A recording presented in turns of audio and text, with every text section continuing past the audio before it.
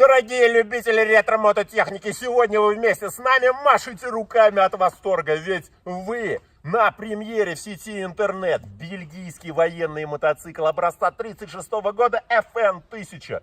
1000 кубических сантиметров. Боковые клапана, и это прародитель всех немецких мотоциклов BMW, Цундап и так далее. Ну это просто круто. Ну, сейчас специально для наших диванных экспертов. А чего ты вы нам не показываете, как двигатель работает? Пожалуйста, показываем. Включаем ключ. Лампочка загорелась.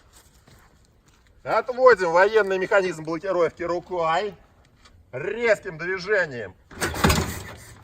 Нет, еще более резким. Показывай, как работает.